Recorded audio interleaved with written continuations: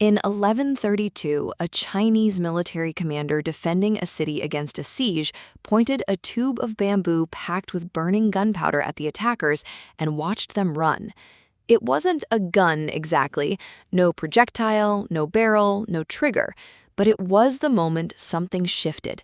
Which raises an obvious question: how do you get from a burning bamboo tube to a rifle? Hi, I'm Mara, and this is Microplanet. The answer isn't one invention. It's a chain of accidents, improvements, and stolen ideas that took about 500 years to complete, and it started with a mistake in a kitchen. Gunpowder wasn't invented by a weapons designer.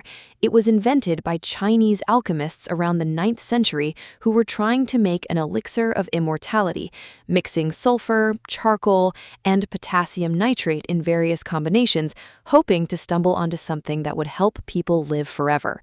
What they stumbled onto instead was a mixture that caught fire violently and without much warning. Several workshops burned down in the process.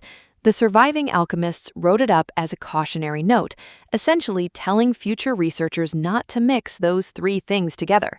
Future researchers mixed those three things together immediately. Within a century, Chinese military engineers had figured out that this accidental fire mixture could be packed into containers and used as a weapon. First came fire arrows, rockets stuffed with gunpowder that could be launched at enemy forces or ships. Then came the fire lance, which was that bamboo tube from 1132, essentially a flamethrower on a stick, designed to be held and pointed. These early fire lances didn't shoot projectiles, they shot fire. But engineers noticed something.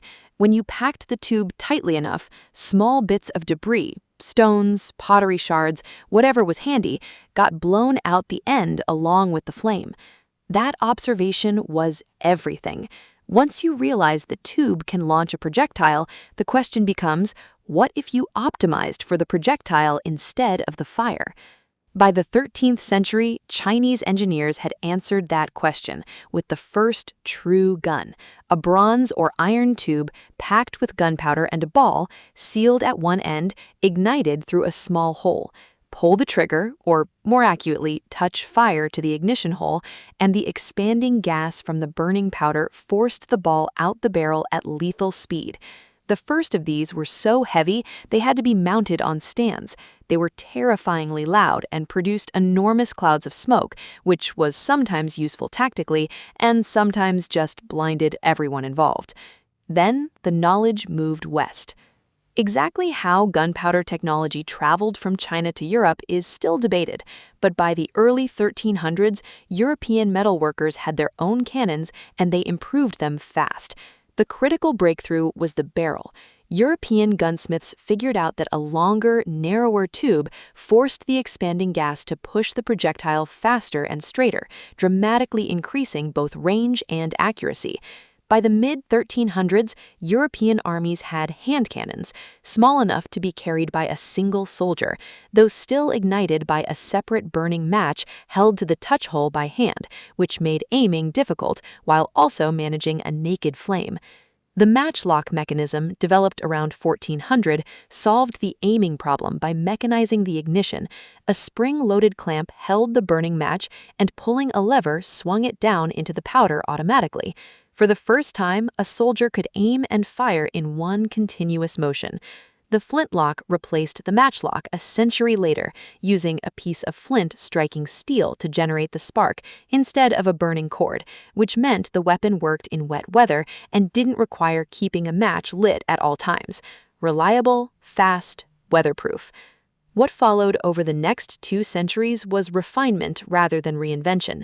Rifling, cutting spiral grooves inside the barrel, made the projectile spin as it left the gun, which stabilized it in flight and vastly improved accuracy at range. Percussion caps replaced flintlocks in the early 1800s, making ignition faster and more reliable. Cartridges packaged the powder, ball, and primer into a single unit, which meant a soldier could reload in seconds rather than minutes.